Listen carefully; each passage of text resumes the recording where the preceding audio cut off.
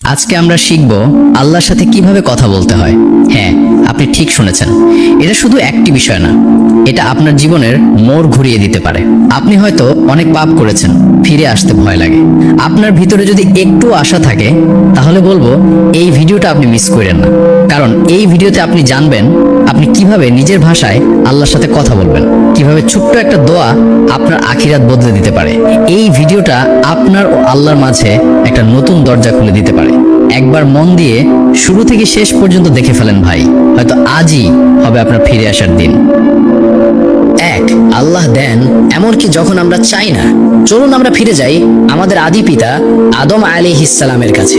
আল্লাহ সুবহানাহু ওয়া তাআলা আদম আলাইহিস সালামকে সৃষ্টি করলেন।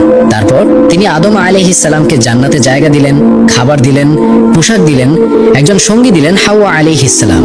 একটা বিষয় লক্ষ্য করলেন, আদম আলাইহিস সালাম তখনও আল্লাহর কাছে কিছু চাননি, তবুও আল্লাহ সব দিয়ে দিলেন। এই ঘটনা আমাদের কি শেখায় ভাই?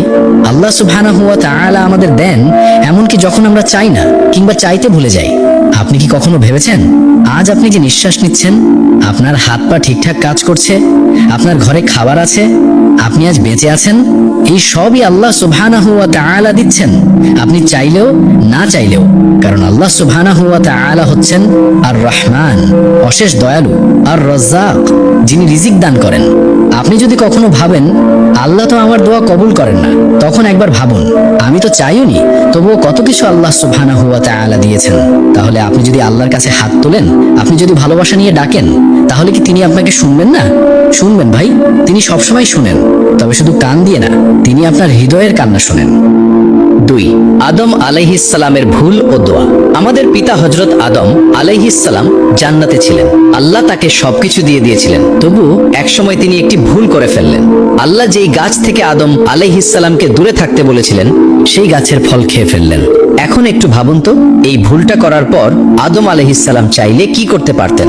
চুপচাপ লুকিয়ে থাকতে পারতেন, দোষটা হাওয়া আলাইহিস সালামের ঘাড়ে দিতে পারতেন, কিংবা পালিয়ে যেতে পারতেন লজ্জায়। কিন্তু না ভাই, তিনি পালাননি, তিনি ফিরে এসেছেন। তিনি আল্লাহর কাছে মাথা নিচু করেছেন, তিনি কেঁদে কেঁদে দোয়া করেছেন। তিনি বলেছেন, হে আমাদের পালনকর্তা, আমরা নিজেদের উপর জুলুম করেছি, যদি তুমি আমাদের ক্ষমা না করো আর আমাদের প্রতি দয়া না করো, তাহলে আমরা তো অবশ্যই ক্ষতিগ্রস্ত হয়ে যাব। কি চমৎকার দোয়া ভাই! না কোনো বড় বড় শব্দ, না কোনো সাজানো ভাষা, শুধু একটি ভাঙা হৃদয়ের কান্না। এই দোয়া ছিল ভালোবাসার, ছিল লজ্জার। এটাই আমাদের শেখার মতো বিষয়। আমরাও তো ভুল করি, তাই না? আমরাও অনেক সময় গুনাহ করে ফেলি, কিন্তু তখন কি করি? আমরা দোষ চাপাই অন্যের উপর, না হয় ভাবি আল্লাহ তো আমাকে আর ক্ষমা করবেন না। ভাই, এমন ভাবা যাবে না। আমাদের পিতা হযরত আদম আলাইহিস সালাম যদি ক্ষমা চেয়ে আসতে পারেন, তাহলে আমরাও পারি। আপনি শুধু বলুন, হে আল্লাহ, আমি ভুল করেছি, আমি তোমার কাছে ফিরতে চাই। এই একটি কথা আপনার জীবন পাল্টে দিতে পারে। তিন, আদম আলাইহিস সালাম ও শয়তানের পার্থক্য। এই পৃথিবীতে আমরা সবাই ভুল করি, কখনো গোপনে, কখনো প্রকাশ্যে। কিন্তু আল্লাহ আমাদের শিক্ষা দিয়েছেন ভুল করলে কিভাবে ফিরতে হয়। তার জন্যই আমাদের সামনে দুটি উদাহরণ রেখেছেন, একজন আদম আলাইহিস সালাম আর একজন শয়তান। আদম আলাইহিস সালাম ভুল করলেন, গাছের ফল খেলেন। শয়তানও ভুল করলো, আদম আলাইহিস সালামকে সিজদা করতে অস্বীকার করলো। দুইজনে ভুল করেছে, কিন্তু পার্থক্যটা ছিল তাদের মনোভাব আর প্রতিক্রিয়ায়। আদম আলাইহিস সালাম বললেন, হে আল্লাহ, আমি ভুল করেছি, আমি তোমার দয়া চাই, আমাকে ক্ষমা করে দাও। কিন্তু শয়তান বলল, আমি তো তার চেয়ে ভালো। এখানেই পার্থক্য। একজন বিনয়ী আর একজন গর্বিত, একজন দোষ নিজের কাঁধে নিল আর একজন অস্বীকার করলো। একজন ফিরে এলো আল্লাহর কাছে, আরেকজন চিরকালের জন্য দূরে চলে গেল। ভাই ও বোনেরা, আমরা কার মতো হতে চাই? আদম আলাইহিস সালামের মতো নাকি শয়তানের মতো? যখনই আমাদের দ্বারা গুনাহ হয়ে যাবে, তখনই আমরা এই দোয়াটি বেশি বেশি করতে পারি, হে আল্লাহ, আমি ভুল করেছি, কিন্তু আমি তোমারই বান্দা, আমাকে মাফ করে দাও। এই কথাটা আল্লাহ সবচেয়ে বেশি ভালোবাসেন, কারণ তিনি তো গফফার, যিনি বারবার ক্ষমা করেন। চার, দোয়া আসলে কি? আমরা অনেক সময় দোয়াকে ভুলভাবে বুঝি। অনেকে ভাবে দোয়া মানেই আল্লাহর কাছে কিছু চাওয়া। হে আল্লাহ, চাকরি দাও, হে আল্লাহ, পরীক্ষায় পাশ করিয়ে দাও, হে আল্লাহ বিপদ থেকে বাঁচাও। হ্যাঁ, এগুলো ঠিক আছে, কিন্তু দোয়া কি শুধু চাওয়ার নাম? না ভাই, দোয়া শুধু চাওয়ার নাম না। দোয়া মানে আল্লাহর সাথে কথা বলা।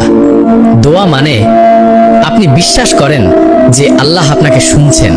আপনি জানেন আপনার সব দরকার পূরণ করার ক্ষমতা শুধু তারই আছে। আপনি নির্ভর করছেন তার উপর, অন্য কারো উপর না। ভাই, দোয়া মানে এই নয় যে আপনি শুধু কিছু পেতে চাইছেন। দোয়া মানে আপনি আপনার রবের কাছে ফিরছেন। আপনি যদি একটু কান্না ভেজা হৃদয়ে বলেন, হে আল্লাহ, আমি জানি তুমি আছো, আমি শুধু তোমার সাহায্য চাই, তাহলে এই ছোট্ট কথাটাও আল্লাহর কাছে অনেক বড় দোয়া হয়ে যায়। রাসূলুল্লাহ সাল্লাল্লাহু আলাইহি সাল্লাম বলেছেন, দোয়া হচ্ছে ইবাদতের মূল। তিরমিজি। ভাবুন তো, ইবাদতের মূল মানে আপনি যখন দোয়া করেন